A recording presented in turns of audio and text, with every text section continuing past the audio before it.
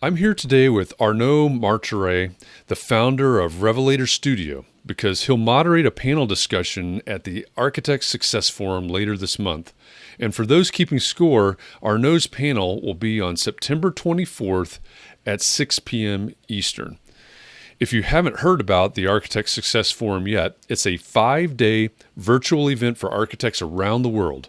I'll include a link to the website below, but over the course of 5 days, there will be 12 sessions, and all of those sessions will have a Q&A at the end to make sure that every architect that attends will get the most out of all the sessions and be able to apply what was presented specifically to their own firm's success. Now, what's interesting to me is that Arnaud is a mix of strategy and creative, and he helps architects build a cultural and strategic soapbox they can step up on to talk about their work and their culture. Now, Arnaud, the title of your panel discussion is Which Social Media Channels Actually Work for Architects? Your role is to moderate the conversation, but is there a particular takeaway that you hope will come out of the discussion? So I think that's a great question. One of the biggest challenges that I see when talking to architects about their social media is that a lot of them just have this urge to jump on the brightest, shiniest, and newest platform without really giving it too much thought, and especially not a lot of thought as to whether that could help them grow their business. So everybody's jumping on Instagram because it looks cool. You can put great pictures on there. But I'm not an Instagram specialist, but even to me, it's still a platform that I don't understand very well. And I don't know how you can monetize it unless you pay a lot of money for it.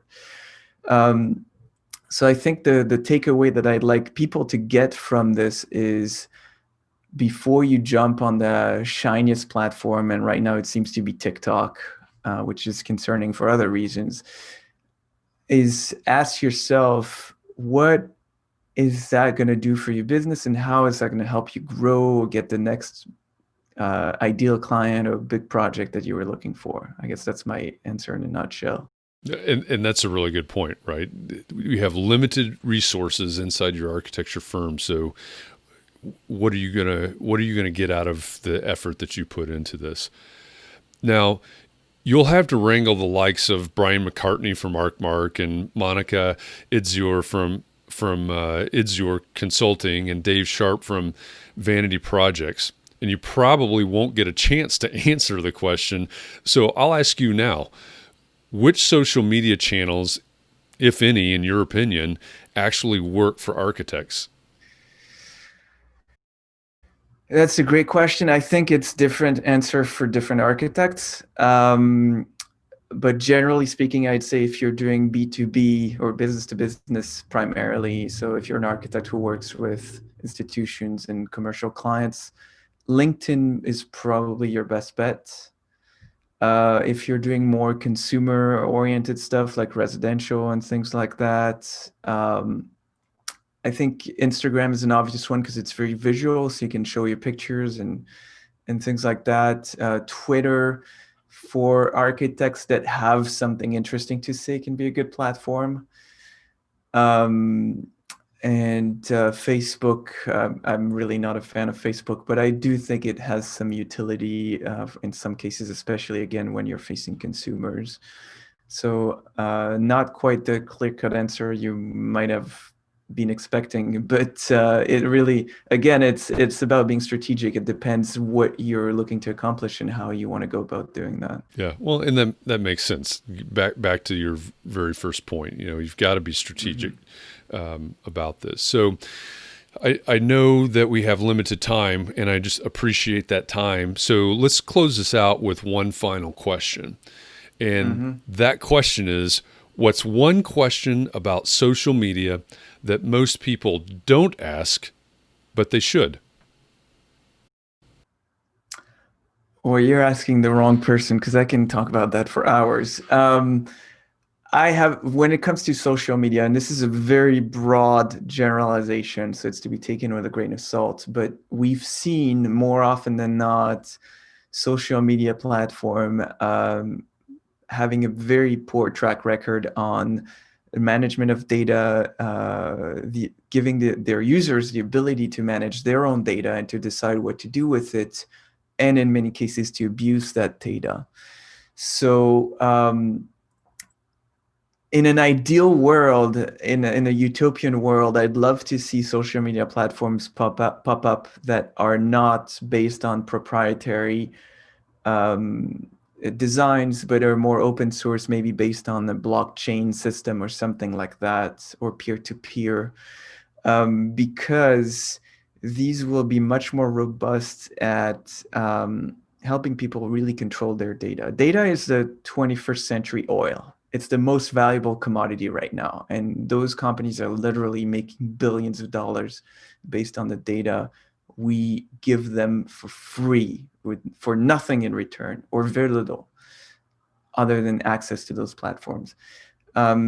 So I'd love to see more people wake up to the fact that there's a really dark, ugly side to social media, free platforms at least, and the usage of that data that we give them away for free, and really start demanding more accountability.